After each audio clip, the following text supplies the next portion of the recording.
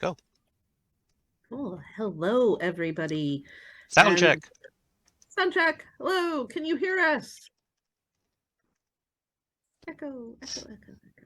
Echo's not here right now. Are we all Oh, good? it looks like there's someone that indicates there is sound. Yay! Perfect. Yay, there's sound. That's always Shorab nice. Shemti. Yes. Sharab, Shamti. Hello, everybody. Happy afternoon, evening, morning, wherever it is, wherever you are. Welcome to the InkSpark Q&A about our current Kickstarter for the Modern Denis expansion sourcebook for Unwritten Adventures in the Ages of Mist and Beyond.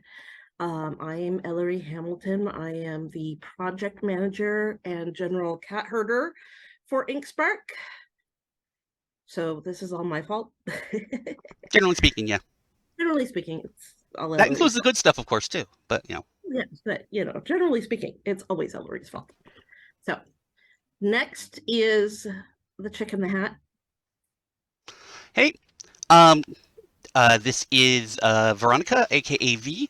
I am the primary developer for Unwritten, and I do a lot of writing and stuff like that. And you're sort of local boffin when it comes to Unwritten. So, you know, when Ellery gets me to do things, things happen, and then we get stuff, and you get stuff too. Parker says, "Yes, this is your fault. How dare you make this good thing?" I know. Okay. And next is Thomas. So Yeah, that'd be me. Hello. I'm not sure exactly. I think you said, you know, Thomas demo is our master. demo master. Thomas is our resing. Thomas is he who goes out into the world and shares Unwritten with the masses. He's been pretty heavily responsible for running demos at several big cons. So mhm. If any of you were at you can talk to Mysterium him. and ventured back into Riven, that was Mhm. one of the things. Thomas is also the creator of the incredible gaming accessories, like you saw at Mysterium if you were there, the bespoke wooden accessories. So if those things look good to you, then Thomas is your person.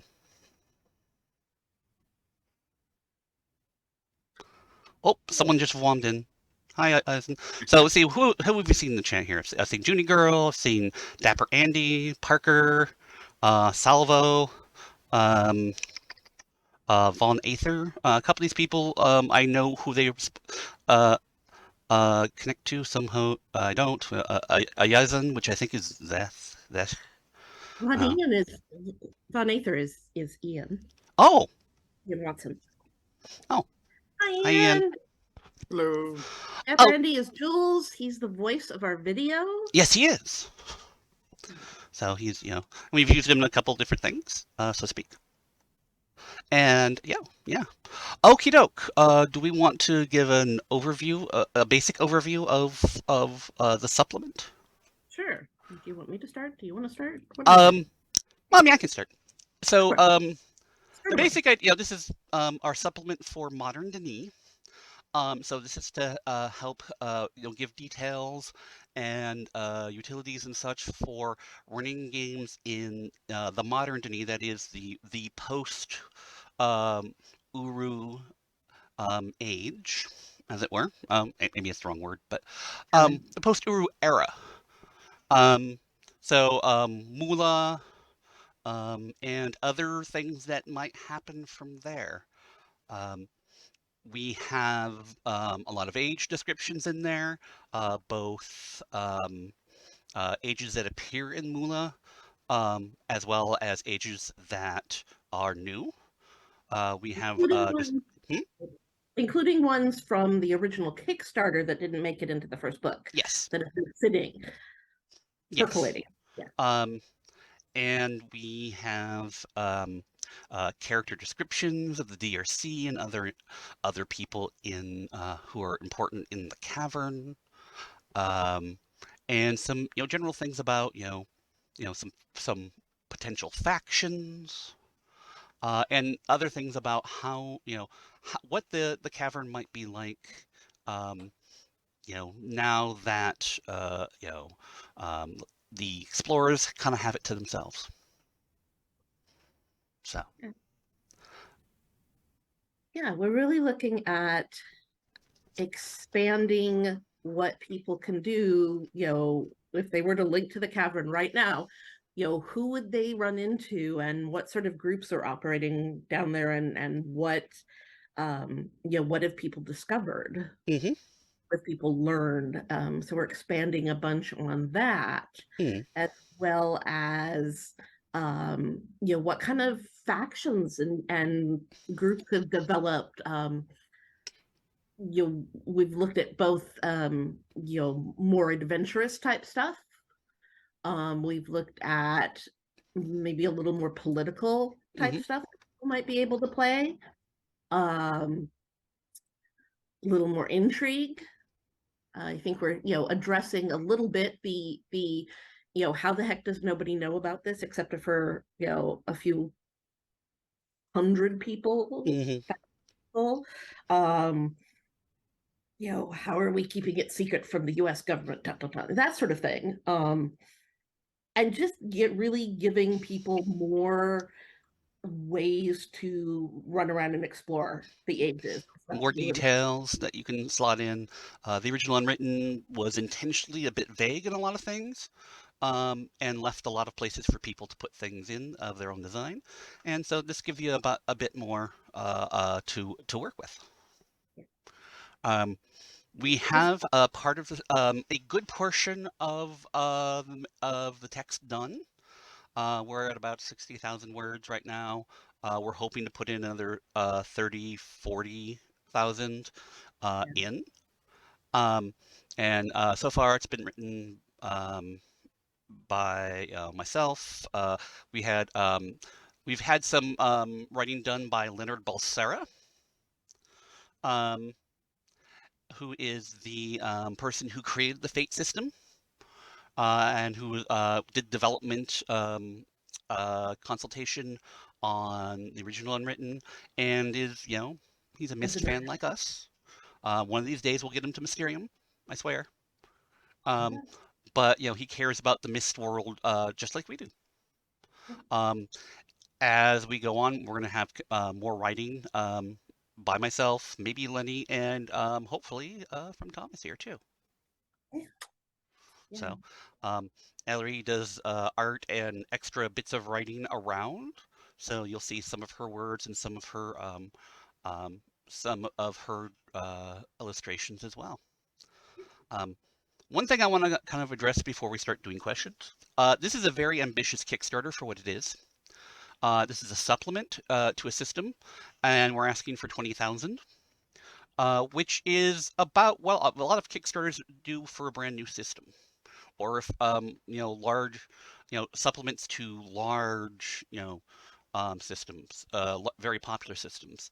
Um, the reason for that is that we have a very strong opinion on paying people what they're worth, and um, the RPG industry being a niche that it is, people tend to get paid a little less with the idea that they're doing something that they love.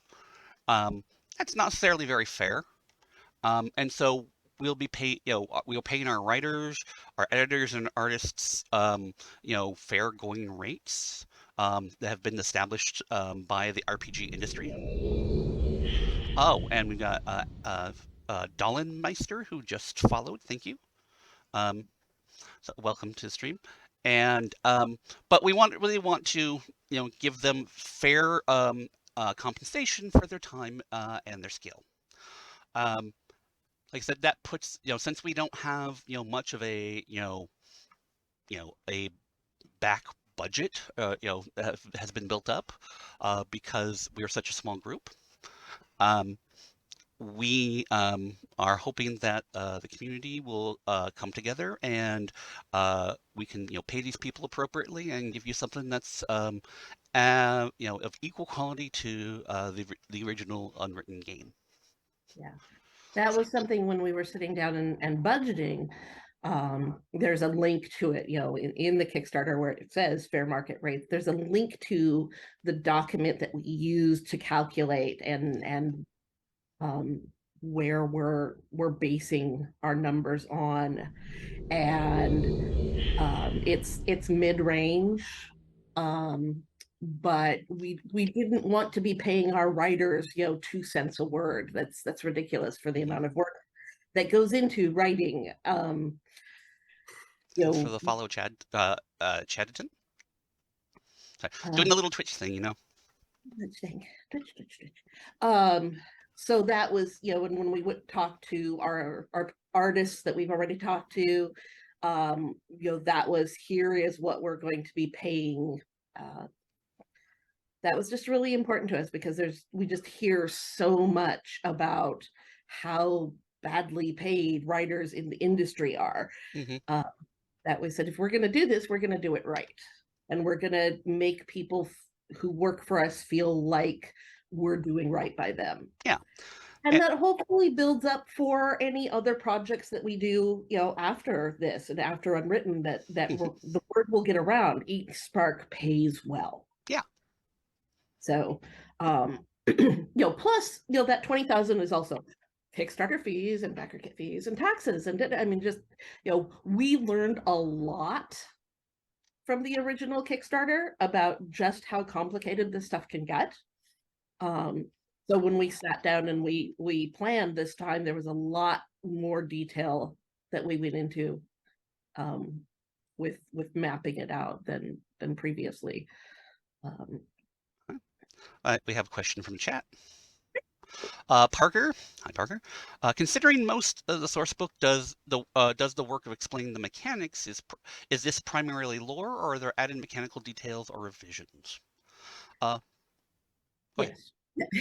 I mean, it's going to be primarily lore. Hmm. There may be a few mechanical additions that we're talking about, like a hint system. That's been Hmm. something that I've been kind of working on for a while. Hmm. Um, for when the GMs make puzzles and the players go, I don't want to have to solve the puzzle. Um, um, a little bit set, or they just need a nudge, or they need a little bit of a clue. Um, Adding in a new little hint system, Hmm. a little bit like fate tokens, but like a Yeah. step down. Um, But yeah, I mean, look, Same with what. mostly lore. We're going to be showing a lot of examples. For instance, the ages we describe, we're showing those. We will be showing those, age, theme, and aspects. For the characters that we show, we'll be showing parts of their character sheet, and their aspects. Or in for NPCs, there'll be some more generic NPCs. So these are sort of things that you can take a look at and use either for inspiration, or you can just kind of slot into your game as you need. Yeah, So options. We always like to provide lots of different options. yeah. Everything from here's a fairly generic explorer to, actually, I just vaguely got verbal permission to put an archaeologist pottery expert into the Hmm. game. So like, oh yay. So some specialization. What would a really specialized character look like? What would somebody who's really just stumbled across this look like? Hmm.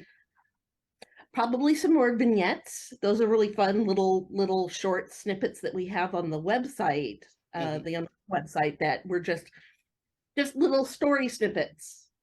So maybe more of those, just little, and those become the seeds of ideas that, oh wait, I could take this and what's the rest of the story? Hmm. What can I play with? So Like I said, we're also about following options, possible different scenario ideas. For instance, and hopefully we're kind of trying to tie some of the things in the various community in as well.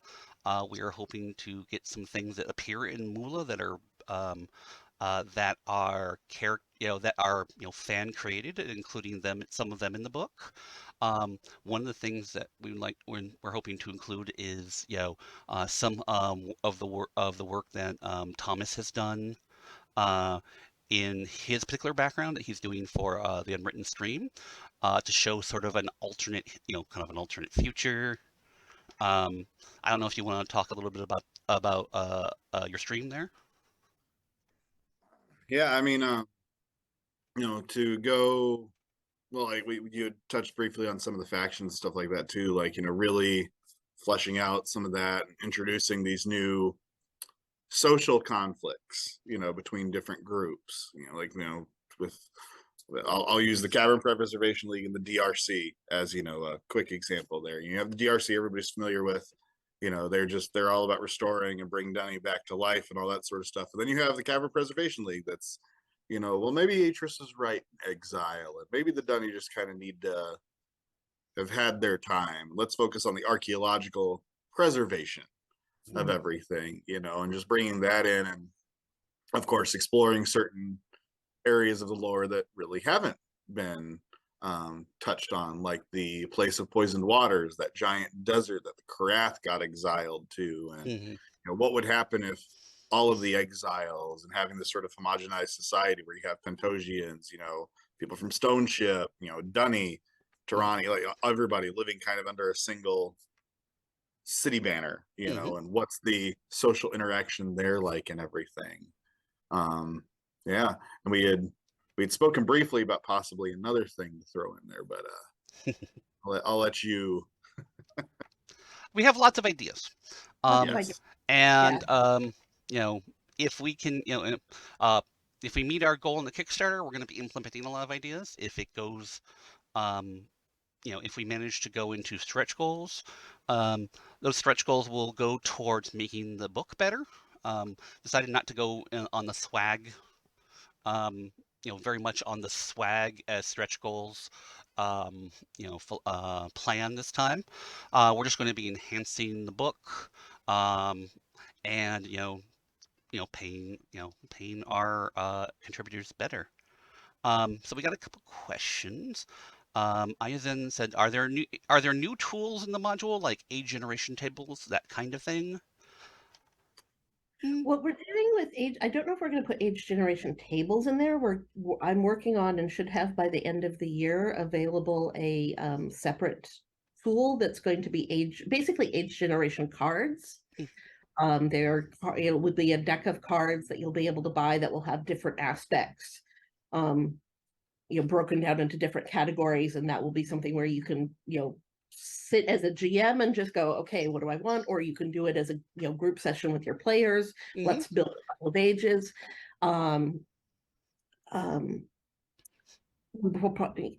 Via's always really wanted to go into a deep dive into the art in Unwritten, as in the art of making linking books. mhm, So that's a thing that might happen. Unwritten is pretty mechanics light. mhm, It uses the Fate core mechanics and the new Discovery mechanic to support collaborative storytelling rather than lots of mechanics with occasional story tacked on. So any mechanics we put in really will be supportive of storytelling mhm. and shared world building. Okay, another question from Ayazan. Any plans for an official campaign? Yes. How that looks, we don't know yet. But Mm, yes, people have been asking for a quick start game, an official campaign, an adventure module, something demos? since Unwritten first came out, and that's something that's really on our radar. Um, in the interim between Unwritten, the original Kickstarter, and now it's really just been V and I, which really limits the amount of work we can put in to Unwritten. So we have lots of things in pieces. Hmm. Um, and hopefully this Kickstarter will help build a better support system for getting some of those things out into the world. Hmm. I mean, we'll also, kind of fall back into giving lots of options, alternate histories, alternate worlds. I mean, the whole unexplored branches idea. Um, Thomas, you were going to say something? I was just say, yeah. Speaking on that, because honestly, we've spoken very briefly about some of this. There's like I've tried this, and as some of you saw, we did a pre-published module for our demo at Mysterium this year Mhm. that we're working on. That is something that's a little bit more in my wheelhouse. I have a bit more experience doing the specific pre-pubby style stuff. Um, the biggest thing with Unwritten is when you're trying to do that official campaign, and I've tried a couple of different times, and I've got a framework, of 2 potential official campaigns, which the 3 of us have spoken about on occasion. Mhm. But the issue you run into, and where an official campaign in Unwritten would be very unlike anything you might see in like a Pathfinder or a Call of Cthulhu or anything like that, is it would be a lot more disjointed's not the word, but unrestricted might be a better word. Mhm. Where you might have, okay, so you've got your pre-pub, and here are your, here's an age, here's your points of interest, here's maybe some story points, things like that you're looking at. And then you have another one that's, okay, here's age number 2, here's some more story points, here's more stuff like that. And then you'd probably have just an entire section. You could do it in between ages or stuff like that. But here are some ideas that you as a GM might be able to use to connect a story, because the obviously the complication is you can't just railroad your players, because they get to dictate certain things, and something they Mhm. dictate may completely change the Yeah. entire overarching campaign. Yeah. So just a read it like you would doesn't quite work there. So there's definitely ways to make it work, and I've been working on that for a while. And like I said, V and Ellery both have seen some of that, and Mhm. it's been it's It's something I'd love to do. it is a bit of a challenge because there's so much flexibility for the players. I've done, the kind of introduction to Denis demo before, where it was like, okay, you're all, how do you get all these people into Denis? Do you just start with they were already here and they already know it, or do you get them into? And I started with, you are all playing an ARG that has led you to a single point Mhm. that's going to bring you into Denis. And even that was challenging because um, you need to figure out how to introduce them to Denis. And there's a moment when you open a book and it's got a moving picture, and they may spend 20 minutes talking about, what is this? What are we doing? We're going to examine it and we're going to test it. And, oh, I'm a chemist here. Let me tear off a little corner of the page and, run some field tests on it. And you're just like, just touch the page. So we can get, you don't know what's going to happen. Mhm. Right. A lot more than in some more traditional RPGs, where you can go, here is the map, and your players are going to follow this. Mhm. Uh, Yeah. we're working on it because I think it would be awesome to have, a you know a demo module that people could download to take to their favorite local gaming convention or favorite local gaming store, Mhm. uh, and or modules. I mean, in my we have copious amounts of resources. Fantasy mode, we have a field kit that we can send to GMs who are going to Dragon Con or Mhm. and say, here, Yeah. you are going to run Unwritten for us. Chunk, here's all the stuff. So Yeah, we'd like to be able to start, creating those sorts of things so that we can support the community more. It's been really nice to see, people sort of, as they encounter Unwritten, starting to kind of do things with it themselves. I know at least, one group, I think Iazin, I think the name of it, but Iazin has been doing, they've been doing a game as well as the one that we've been putting on this stream. We've seen a couple overseas. yeah, there's Um, a group in Spain that's playing regularly, but mhm. I think So yeah, nothing. it's good to see that we're starting to develop a community, and we want to enable that community as much as possible.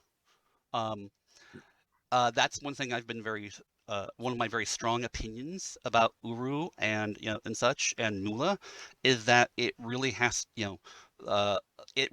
to come from the fandom at this point. We love Cyan stuff, and Cyan's going to be making more stuff, but Uru and Mist fandom, that has to come from the fandom, and we need to be making our own stories. So that's why this game is here. Got another question. This from Salvo. Would you consider creating and publishing individual ages with puzzles, like a one-shot age that we can add to our own campaigns? Yeah. Yeah. I mean, that, that was the initial idea with our Patreon. Unfortunately, we didn't quite, hit our goals with the Patreon so that we could start paying, writers to do that sort of thing. Um, you know, maybe a book, we can do a book later on.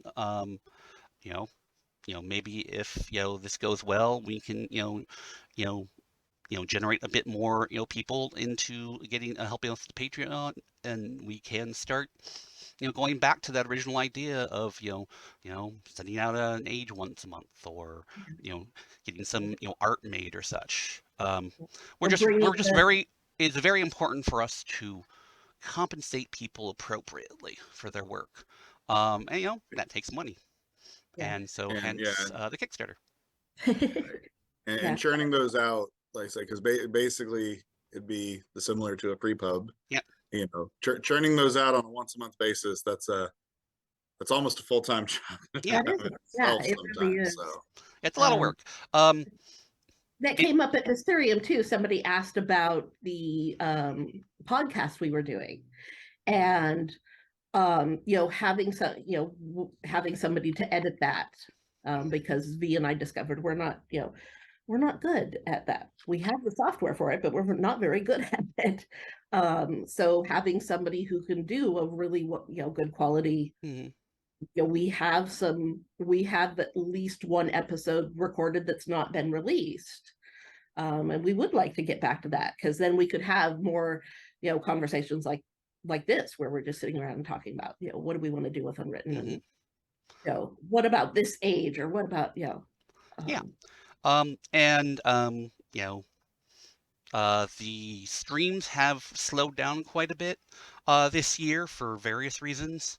Recovery from COVID, um, life stuff and that sort of thing. So we're hoping that the Kickstarter kind of reinvigorates us and the community, so that we can do more things.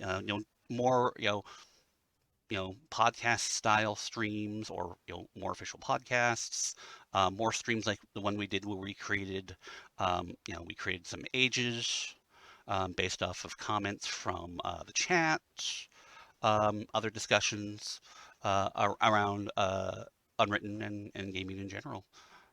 So, and maybe we'll get back to some of the more you know generic streamy sort of stuff that we've been doing too, just games and commentary and stuff. Um, but yeah, we have many, many, many ideas. there's Um, been conversations. yes, there've been lots of conversations. We have many ideas. It's just, once again, gathering resources, both financial and personal, yeah. and then getting a chance to start, implementing those and getting those out to people. I'm really excited for y'all to see some of the stuff we have written Mhm.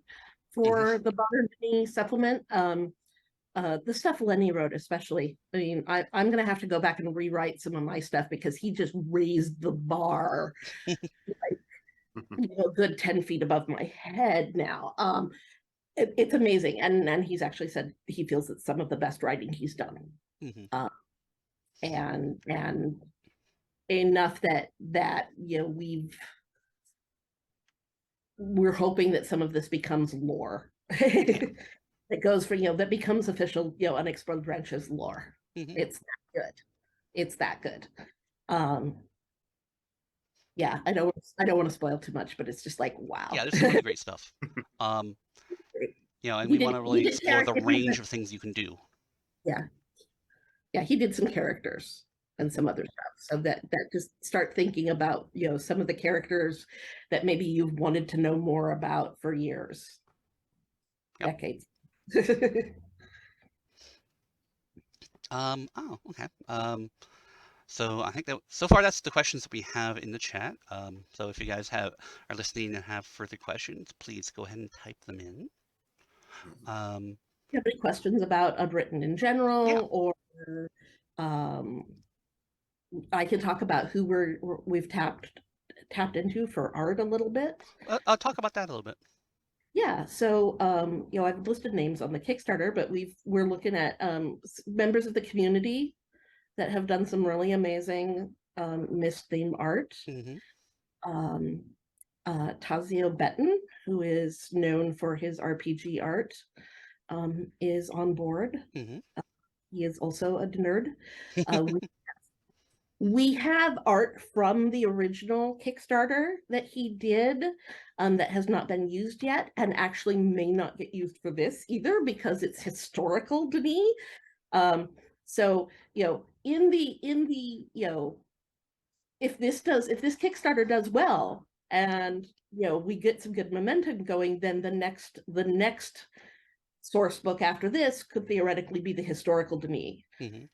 where we talk about some historical pairings, and his historical people. I want to do a whole supplement section on the Pento War, because if you like military campaign type role playing, that's it. Mm-hmm. Yeah. I even have in my brain a person I want to have help write some of that. Mm-hmm. You know, Doug Barry, Mm-hmm. Douglas Barry, Who wrote who he wrote a number of things involving the Traveler franchise. Appler franchise. Um, So so that would be like, yeah, and is a military campaign aficionado. So we also Claire Hummel will be doing our cover. She has accepted our request to do the cover for this, as well as she did the cover for the previous one, though that was pre-existing art that she'd done. It just seemed too good. But she'll be coming back to help us with this as well. So once again, more great artists and people with great skills from within our community. we've been gathering feedback over the years about the original book. Mm-hmm. So we may be looking at doing some small revisions there, Mm-hmm. mostly in like layout. Yeah. Layout and some art, moving the art around and stuff. No big huge edits. Mm-hmm. Um, with the mini LARP I was running, which was so much fun. Oh my gosh, I want to do like an entire weekend like that, where people are going out and just having to do like physical puzzles out in the world. Excuse me. Something is blooming here in Seattle, and it's just making my nose be absolutely horrible. See, and you can use that as something in one of your games. Yeah. See, look, see how I pulled that in there? Yes, dear. Because how often do you get to like deliberately make people dig through Oobleck and play with non-Newtonian fluids? So that's the sort of thing. I mean, it was a little bit like a little escape the room type game type puzzles in stations. Mm-hmm.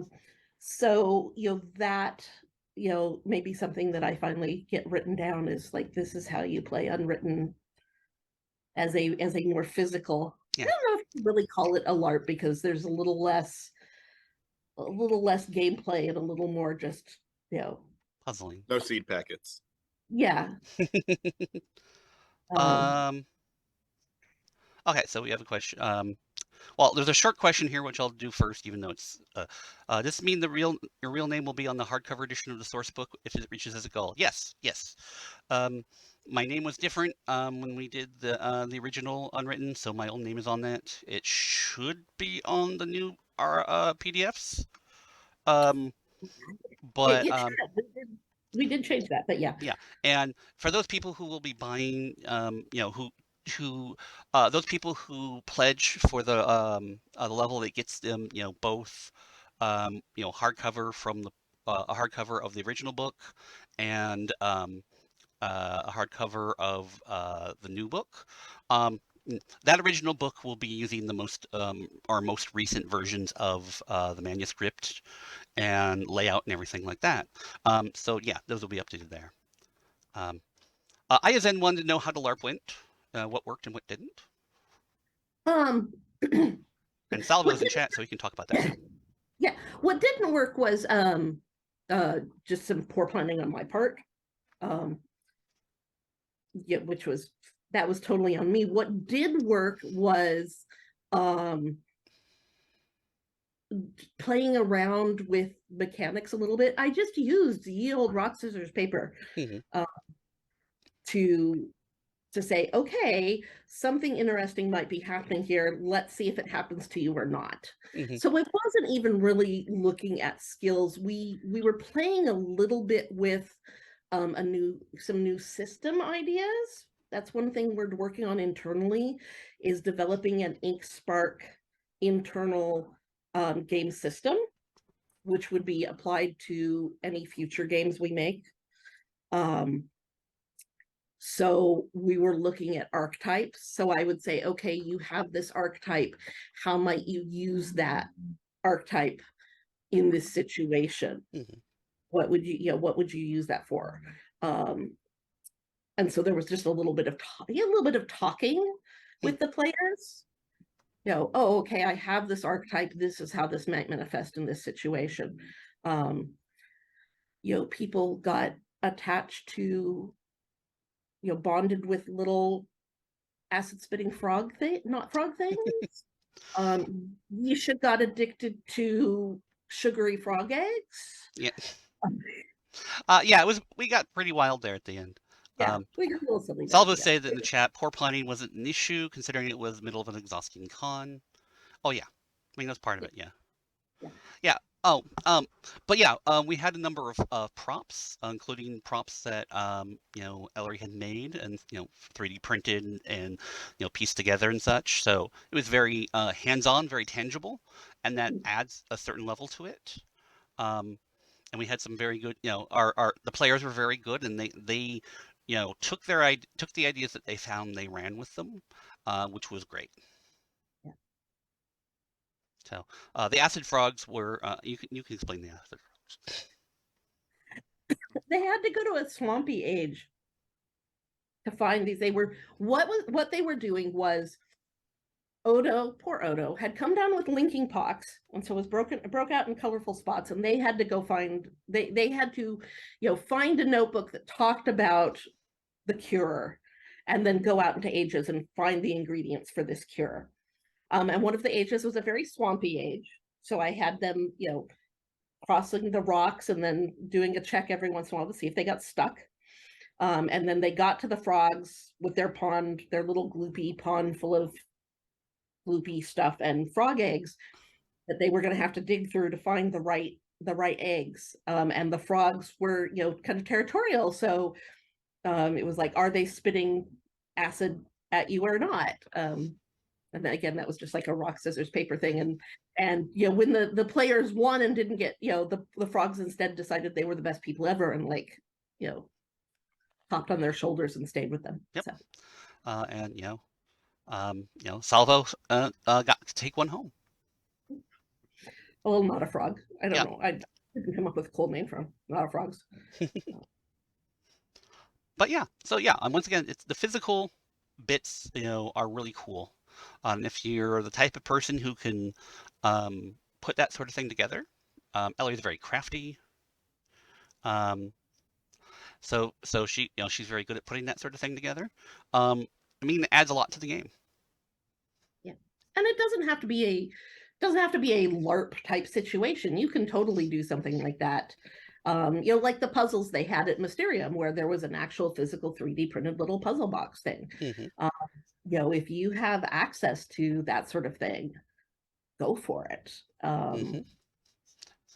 Feel free to use your skills and your hobbies and introduce them into the game. As long as your players are on the same page as you, it's gonna work out. So yeah, go for it.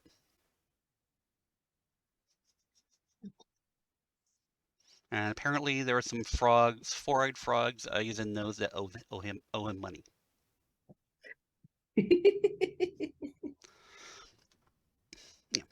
So I was saying that even having a linking book we could walk around with and decipher was great. Yeah, that's one of those things, especially in a more where the players are allowed to have a little bit more freedom and wander around, do things, having been able to take some of the game with them, so they can continue to work on it, and continue to be engaged at their own speed. That's pretty powerful.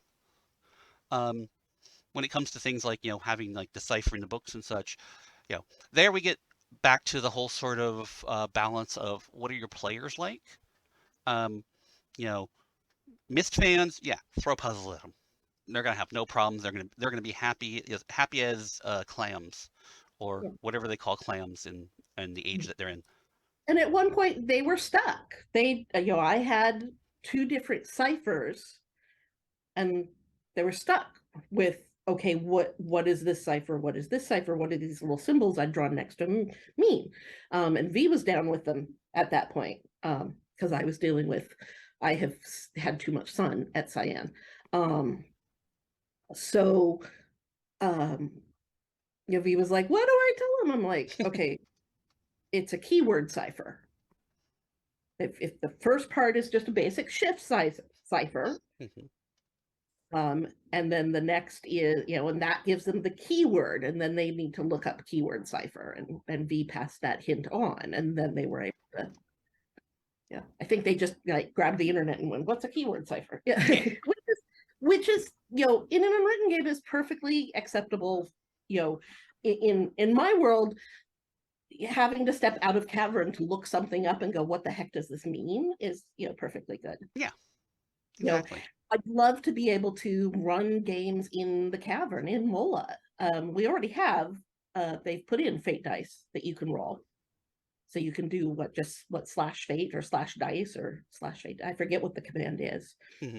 Where you can be sitting. I know one of the groups is sitting around in the cavern playing. That's where they run they do it on voice and they run their game cavern.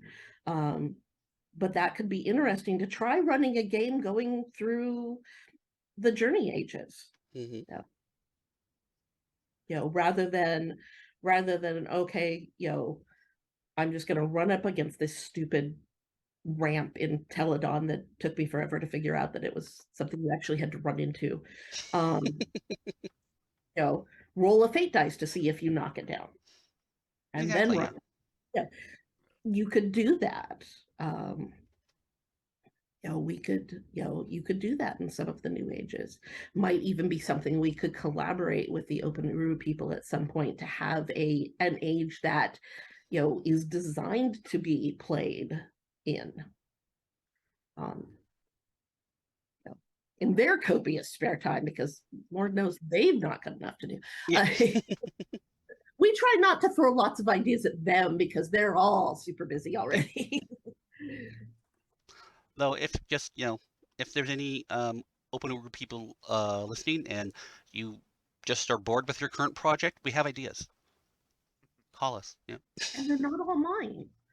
Yes. Yeah. Yes. That's the Denise version of Kelly. Yeah.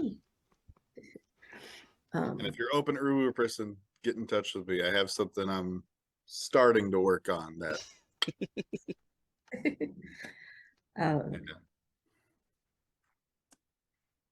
Okay. See, any other questions from the chat here? Just we've got some comments. Eisen, let's see. Oh, someone, first time chatter. Kotler, who apparently is an open Uru person. I barely have enough time for my own stuff, let alone new projects. Fair enough.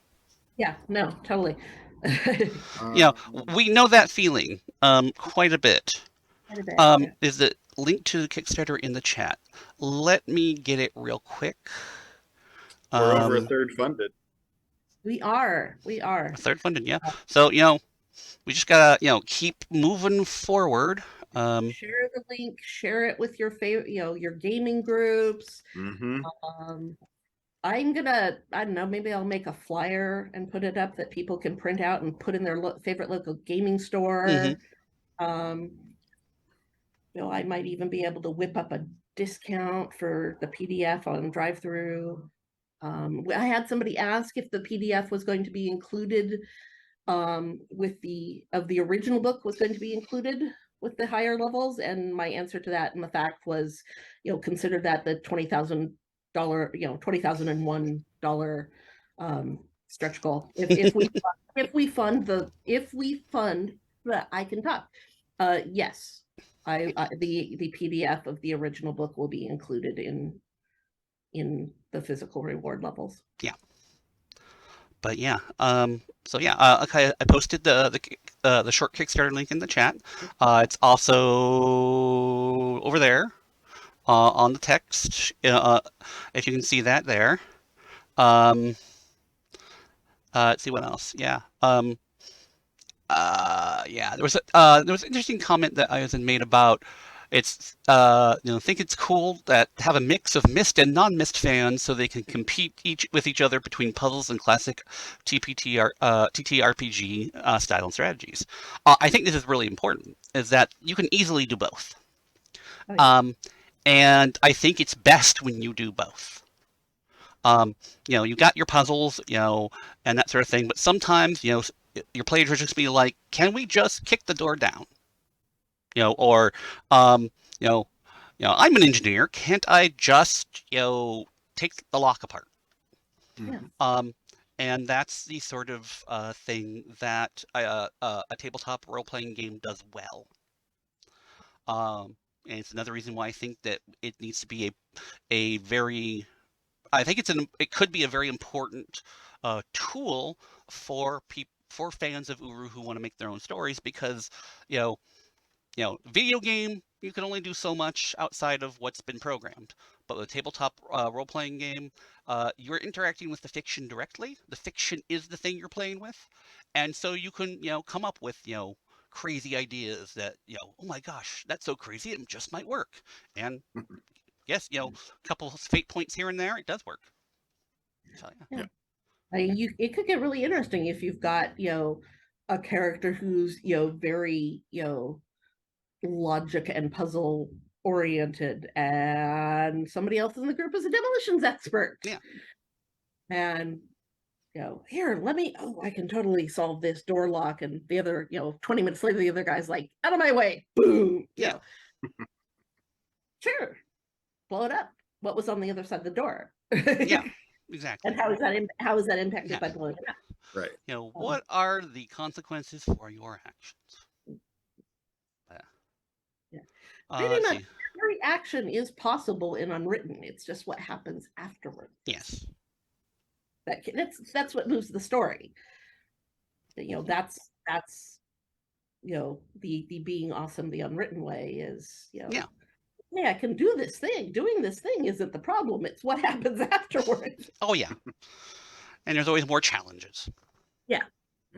And we really wanted to look at, not just, oh, here is one of the Denis no clue how to be user-friendly puzzles, but you're in this age that's swampy, or you're in this age that has a pollen in the air that you don't know what, or you're in an age with seismic activity. Just the ground is wiggly. Mm-hmm. Is a perfectly good age aspect, Yeah. and your players navigate that if Mm-hmm. every so often the ground is going blah, blah, blah, at them. One of the sort of primary underpinnings of Unwritten is that adventure doesn't have to be violent. And so, dealing with the environment, dealing with other challenges that come in front of you, that's still adventure. Half of Indiana Jones, is dealing with the environment, and the traps, and how do you get across the room with the floor that falls out from under you, and what happens, how the volcano goes off, what do you do, that sort of thing. Player versus environment is a rich place. I think it has been underused. Yeah, I'm totally going to put on our Twitter, and I'll even put them in the Patreon too, some links to some of my favorite Time Team episodes. You heard me evangelize about Time Team. We should probably explain what Time Team is for the people who don't understand. Time Team is a British archaeology TV show that went for like 20 seasons and has come back recently through Patreon. And it was a bunch of archaeologists out of sight, and they had 3 days to figure out what was going on. And most people's initial reaction to this, if they're not already archaeology nerds, is that sounds amazingly boring. Why would you want to watch people dig stuff up for 3 days? And it can be surprisingly exciting Mhm. and surprisingly um, emotional Mhm. and and Engaging. thrilling, and so I think it's a really good example of what players versus environment can look like. Mhm. you know um the suspense of, ooh, we found this thing, we now have to get it out of the ground without breaking it. Mhm. That's actually suspenseful. Who knew? So little things like that. We've even talked about making an how to do archaeology the unwritten way, because a lot of the ages we go into are ruins fallen down. What would it look like to do an archaeological dig? There's even a couple of archaeologists who are gamers, and one who is a big Myst fan. At some point we're going to get her on a stream or something about this. She's done a talk about archaeology in Uru and anthropology in Uru. So what would it look like to approach an age as an archaeological anthropological site as opposed to an adventure site? Mhm. What would that look like? What kind of team, what kind of players would you need? Mhm. How would they react to having to do archaeology in a place that's actually alien? Yeah. Do you need a xenobiologist along? Where do you find a xenobiologist? Is anybody actually doing xenobiology? Probably at JPL. So the I've S I've Corporation for that. Yeah, I mean, what do you do with your players the first time they link through? The first Mhm. time they link through a book? I mean, which ones of them are going to freak out because they have just been teleported by completely unknown means? The fact that we all take that for granted still blows my mind Mhm. sometimes. Like, Yeah. how are we, You are now in a parallel universe. are we not all freaking out about this all the time? Yeah. I think those details when you first link into are important. Um, One of my favorite is to describe the fact that each age smells different. Yeah. You know, the chemistry, the ecology, geography. It's all all different stuff that you're not used to. Even the light can be different. Yeah. If you're on a planet that's not circling around a yellow G-type star, Yeah. the lighting is going to be different. Exactly. That's a really good time for a notice roll. Yeah. Really, Why is this weird? why is this? Mhm. What do you see here that makes the hairs on the back of your neck go up, go twitchy? Just because it's different doesn't mean it has to be dangerous. Right. Yeah. Just Yeah, Arisen different. said in written, I've noticed link anxiety. Players want to be sure they're prepared before they vom in, and they're right. Exactly. Yeah. Salvo, Telegon gives me allergies. Oh, absolutely. Yeah. Yeah. Mhm. My nose itches.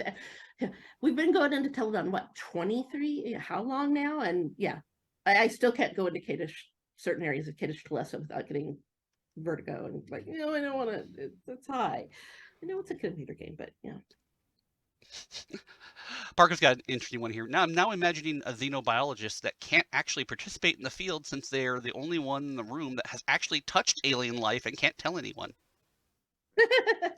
There you go. Yeah. Imagine being a xenobiologist, going to ages, then going back to work and hearing all this stuff is just theoreticals and going, I can't say anything. It's like being under the world's most terrifying NDA. Well, that's part of why I did the Ask Corporation. The company side of things. Like, okay, so how do you justify this, from a cavern level? And then it also brings in that also conflict of, well, what if Microsoft made their way into the cavern? Exactly, yeah. No. Yeah. What How if do we Microsoft know made their way into the that cavern? What if Monsanto made it in? Yeah. Exactly. So, see, first time chatter, Kenji Haha, 725. Let's see, we're running late. Want to give a big thank you to Curator and V for the demo at Mysterium. It was my first time learning about Unwritten. It was super cool. Kenji just needs dice that give better numbers. Yeah, our second demo, those dice hated them. Mm-hmm. I don't know what they did to anger the dice that day, but do we need to develop an unwritten, pool of shame for dice, like a little I have one. I just didn't bring it. Oh. So it's a little 3D version of the wood chipper from Riven that you just put it in there and shame it that way. Just threaten it. Yep. Don't make me bring out the book press dice. Yeah. Yeah. Need some ancient Denis, dice blessings. Yeah, I've been playing with STL files. I'm probably gonna make STL for some Denis fate dice, and I'll just like throw those out there. Yeah.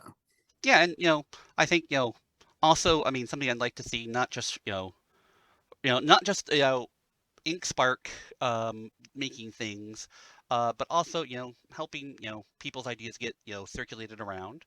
For a while, I mean, we still had some of those age ideas that people sent us that we put up on the website. You know, things like STL files for things that people can 3D print out.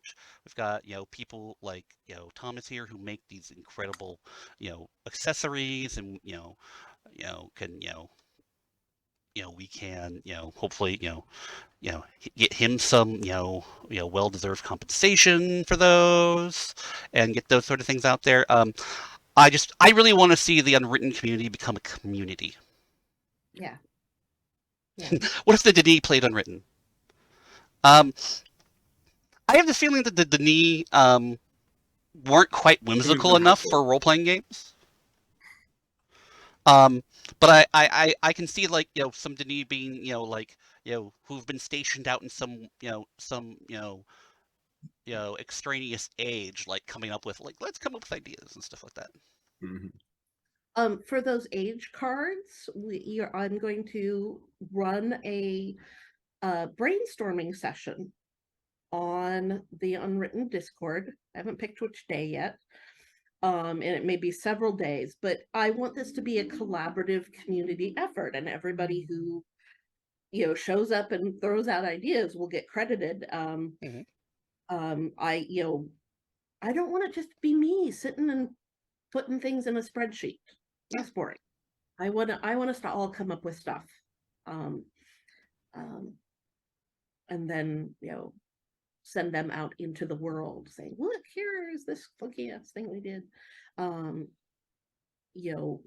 If we get a lot of if the age cards do well, maybe we'll make character aspect cards too, as an expansion for it. Cards will be probably on Drive-Thru RPG. They'll be print on demand. Yeah. Oh yeah, Parker was asking a little bit more about the age cards. We talked about it a little bit earlier, but just sort of a set of cards that provide prompts and age aspects, and possibly making with some guidelines for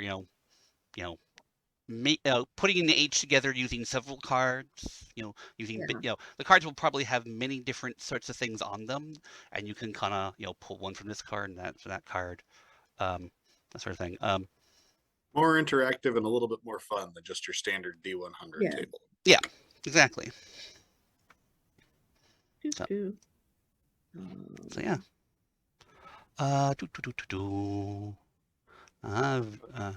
I've hit a stopping point in terms of my thought processes. Who wants to start adding thought processes? Adding thought process. Or I mean, I don't think we really had a like. Well, I'll go for it. I was going to say we could mention a certain rectangular prism we discussed. Rectangular prism? Wait, that was late at night, my brain. I'm sorry. Yes, it was late at night, and I'm using coded language. Um, we had spoken about possibly a digital or some kind of thing for those people looking to. We touched on it briefly earlier for the Oh, yeah. starting. Yeah. We could talk a little bit about that because I've got some notes on that. No, go ahead and, I mean, if we're just if we're just throwing out ideas, I actually found. Let me do this. Thanks for the follow, I, Kenji. I found my starting spreadsheet for the age cards, which I'm calling the Unwritten Garo Hevti, because obviously that's what that's in my head. That's what the Garo Hevti are age aspects. So that big metal one, I'm just like, oh, it's an aspect. Okay. Yeah. But I've got it split into high concepts. So that's kind of the overarching idea for the age. So I have things in here like, desert plateaus just above the clouds. The example I use is, maintain a training age. That's Minkata's high concept. Mm-hmm. And then environmental aspects. The example I use is Teledon, giant edible mushrooms. Yep. Floating land masses, eternal twilight, threshold portals, root riddled caves. Animal, I use Ederkemo as an example, hydrophobic fireflies, stupid fireflies. Aerial jellyfish, mischievous rodent-like animals, aquatic megafauna. Cultural, wandering nomads, ancient stone pillars, alien messages hidden in the landscape, that sort of thing.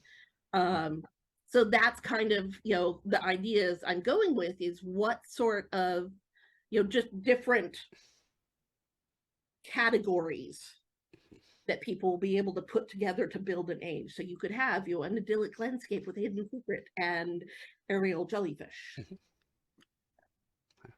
So, Thomas, what were you saying about the? So yeah. So, and if you spoke to me during Mysterium weekend at all, you definitely heard, I know I sent a few people a link out to the Discord and everything like that, telling them to kind of keep an eye out because we were going to try and make the module we ran a little bit more available for people. So, you could bring it back home, possibly run it. Because again, with these pre-published modules, no two groups are ever going to run it the exact same, which was showed right there at Mysterium. And one of the things V and Ellery spoke about very, very, very late in the evening one day was possibly putting together, whether it was going to get physical or possibly just a straight digital version, was using that Riven Ruin Oh yeah. we ran to set up a something people have been asking for a while, and this will likely be after the Kickstarter, not specifically dependent upon the Kickstarter, but it's pretty much done. It's got all the stuff in now. It just needs to be formatted properly, but doing a digital beginner's box so people can take that and have a quick little, so you don't specifically need the entire book. You can just get this one little thing, have a quick little one sheet with some pre-generated characters, tells you how to play the game, a little printable just GM style screen that has your quick cheat sheet for running and stuff. So if you have people who've never played Myst or Fate or anything like that before, it's just all one nice little package there. So that's something, like I said, looking forward to getting that out to people. Yeah. I'm sorry I was drawing a complete blank on that. It was late. It was the late, and I was just like, last day of Mysterium. so many things. Oh my god. Right.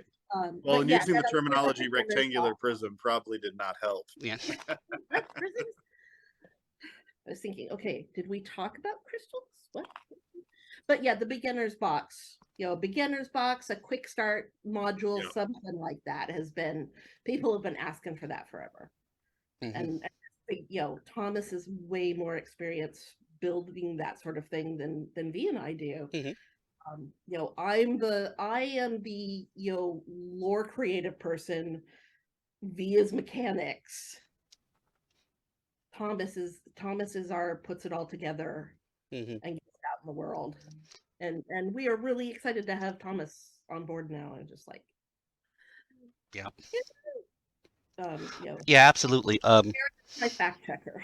Yeah, I mean, just I mean, all of you guys who work in like OpenURU and all those things, you know how much work it is to do these things, to do any, um, you know, how to, all the things that you do for, putting an age together or putting your concepts together, or the people who run Mysterium, how hard, So it's just, having people who know what they're doing is really critical.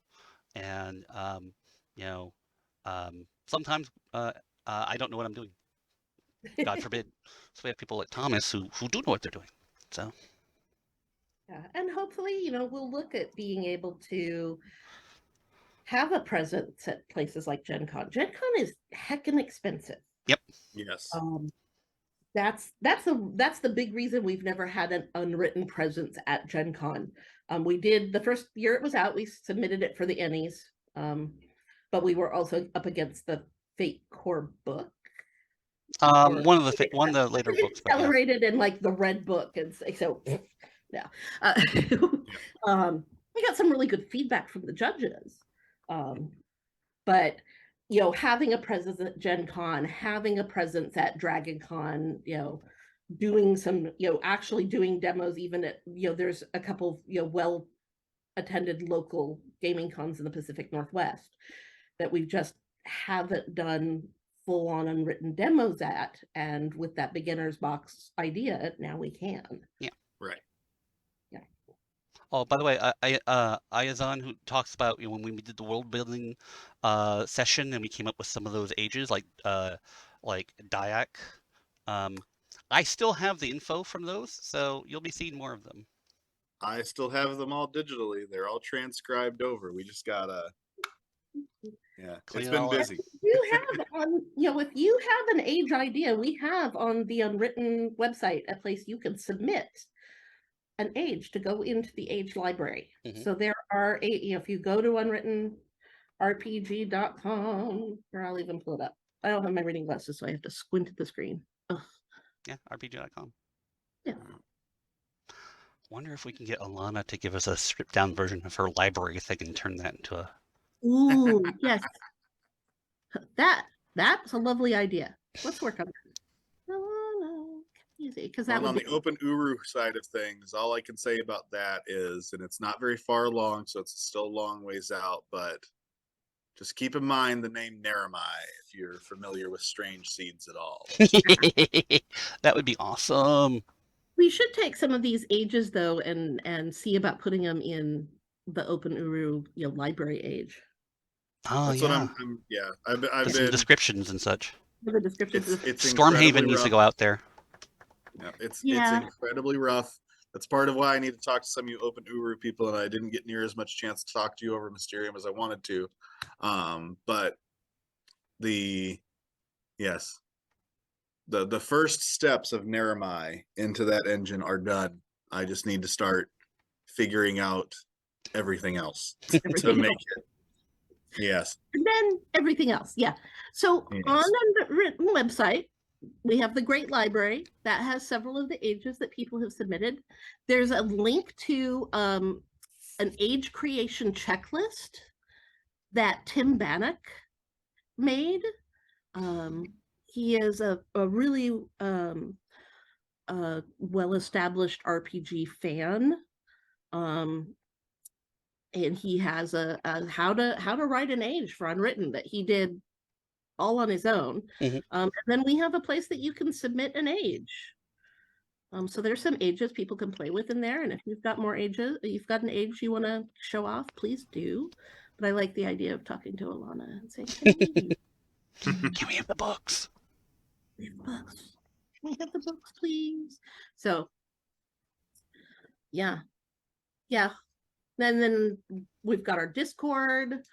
You're talking about ways to start beefing up the Patreon. Like many other people, the last 3 years really took the wind out of our sails. And we're hoping to get out of the doldrums. Start having Unwritten being a living community again. Yeah, and I'd like to see it be a strong part of the fandom too. It was nice to see that people playing it at Mysterium. It was a nice fact that the character creation panel was the idea of the Mysterium board. We didn't suggest it, so they came up with it. So it's nice to kind of see that the people are still thinking like, oh, Unwritten's out there. We should do more stuff with that. Yes. So momentum. Unfortunately, at the moment, momentum right now means money, or at least includes money. So, looking at the Kickstarter right now, we've got 104 backers, which is nice. Thank you, all of Um, you. we are at $6,500 about, Yep. which puts us, under a third, but we continue to move up bit by bit. We just got to get the word around to more people. If you are on any tabletop RPG communities, forums, boards, tumblers, whatever, share the link. Yes. So even if you're not able to back yourself, back Yeah. it yourself, that's fine. We appreciate your support verbally. Mm-hmm. Even your cheerleading matters to us. Absolutely, yeah.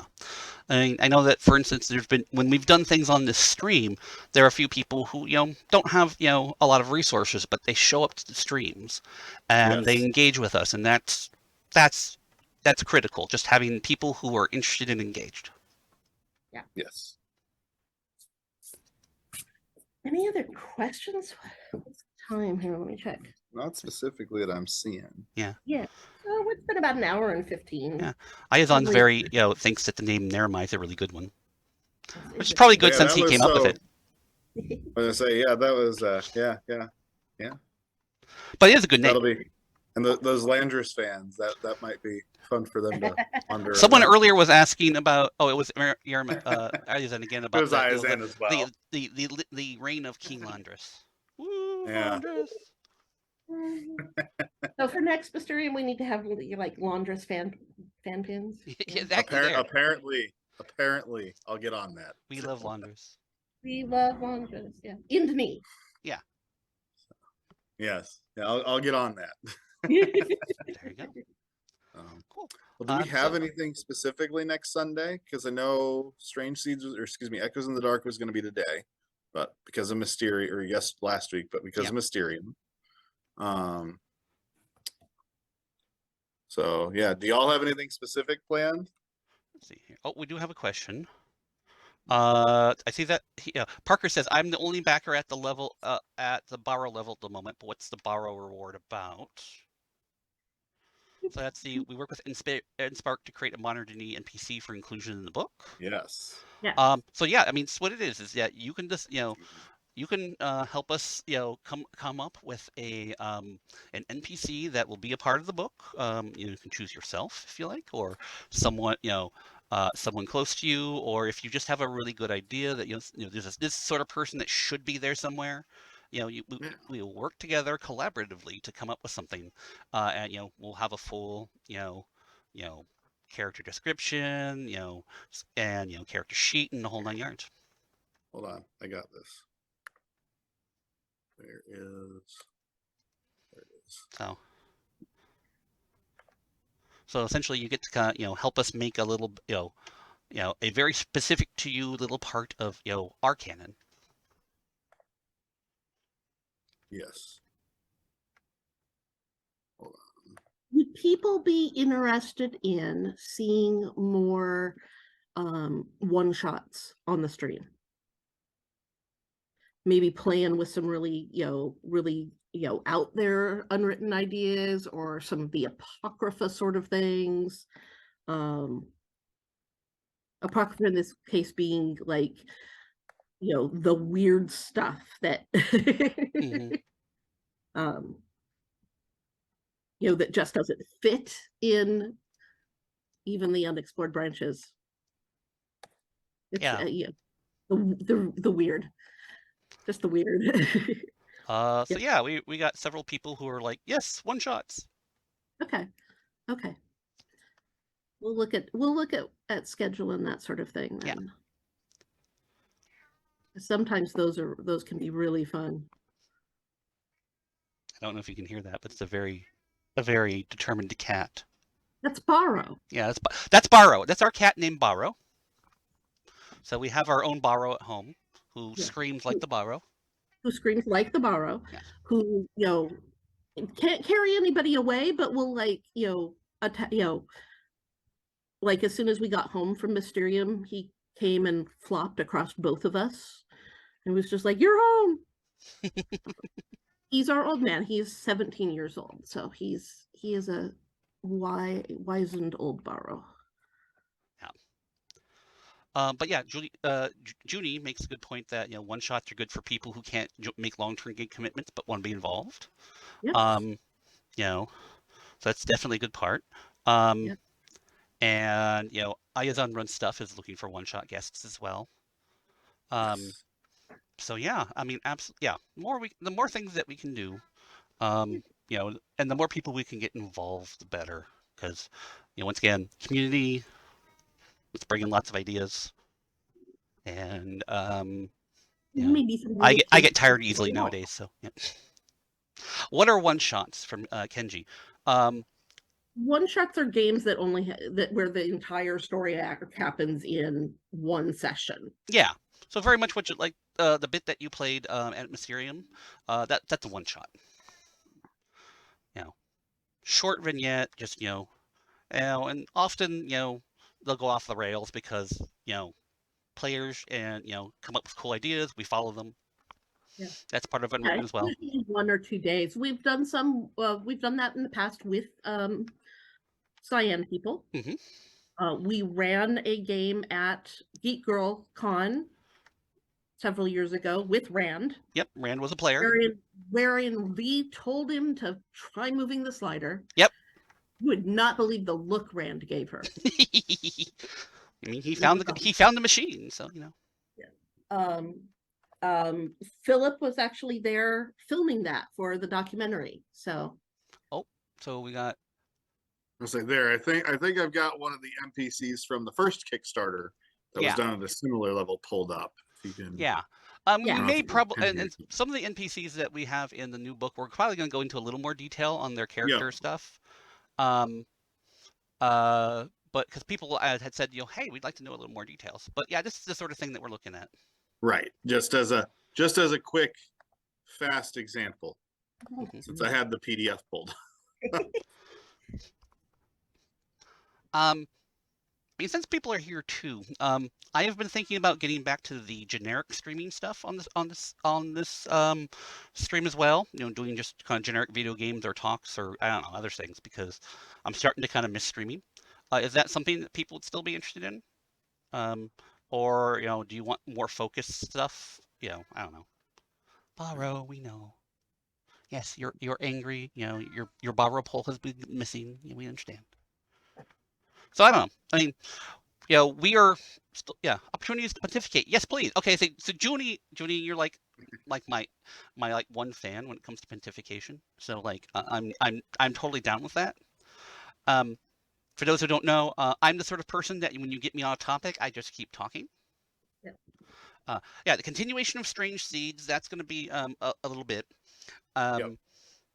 I had some burnout and that sort of thing, but we also have the Echoes in the Dark game, which is playing out as well, and I'm very interested to see where that goes. Unfortunately, I won't be able to play as I originally had hoped. Once again, life, etc. But Dapper Andy, I enjoy a good pontificate. I know you do. Trust me. Is there anybody I understand in the world who understands and enjoys a good pontificate? It's definitely you, Jules. Well, I could say next Sunday if we wanted to. Like I say, because we won't be doing Echoes in the Dark. Yeah. We could definitely. I have that sort of behind the GM screen sort of concept where going through like how you might set up that quest and sort of go through sort of Yeah. the process and stuff like that, and maybe get some of that out there too, get people still rolling and keep everybody excited. So Yeah, absolutely. I mean, yeah, there's lots of ideas here. And We will um, put our heads together yeah, and put our heads together. We're open to suggestions. But If people we're a community full of lots of very intelligent Right. people with lots of cool ideas. So, let's do cool stuff. yeah, And that way streaming isn't entirely on VNL. yeah, if you have something specific you want us to talk about with Unwritten, feel free to throw us an email, poke at us on Discord. If you have an idea for a story you'd like to see told as a one shot or as a small campaign, let us know. Yeah. We'll see what we can do. And thank you everybody so much for being here. Yeah. Yes. I was actually kind of worried we wouldn't have very many people show up. Yeah. Thank you all, and thank you for paying attention to the Kickstarter, for backing it, Mhm. for promoting it, for being excited about it. Mhm. That's part of what gets us going about being able to work on it. Yeah. Is knowing people want to see what we're doing. Absolutely. And Eisen, you can definitely keep some to yourself. Of course. As long as you're doing stuff, it just adds to community. So more people telling Exactly. stories, the better. Yeah, we love hearing after game reports of people who have run Unwritten games. Yeah. Oh, Dallenmeister, that's what they did with first time chat. Thank you. And I know we're also still recovering from Mysterium. Yeah. But yeah. I've not had a day off since Mysterium. I'm looking forward to. Yeah. Oh, that's all right. But I had still. this yesterday that I had to get ready for in between coming home from Mysterium and yesterday. So today I'm a little. Yeah. But yeah, thank you guys very much. The fact that you're interested means the world to us. And no matter what happens with the Kickstarter, we will continue to do things of some sort. But hopefully we can get the Kickstarter across that finish that 20,000 finish line, and that really opens up the things that we can do. So we encourage you to get the word out, not only to your your gamer friends, but the other missed friends who may not have been paying attention. And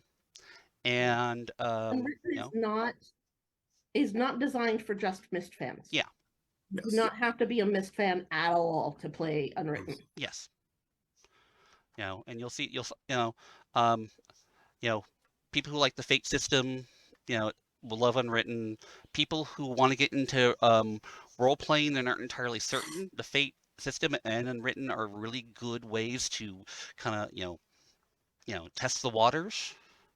Not a lot of numbers, not a lot of complex rules, just everybody, everybody, making up cool stories. Thank you everybody so much for being here. Thanks. There will be a link. This will get put on our YouTube channel, and I'll put a link to it in the Kickstarter so that people who are able to be here will be able to go back and watch it. The Kickstarter, Kenji's asking when the Kickstarter ends. It ends on August 1st. Yeah, ends on August 1st. Yeah. So we have 22 more days to go. Kickstarters have kind of a weird cycle. Very often there's a lot of people at the very beginning, and then it kind of quiets out, and then there's a lot of people at the end. But the more that we can get closer to that goal, and if we can get over it, then like I said, we can start doing more cool stuff. And that's what this is all about. Yes. Thank you all for being here. Shara B'Shem Tea and all that jazz. We will see y'all later.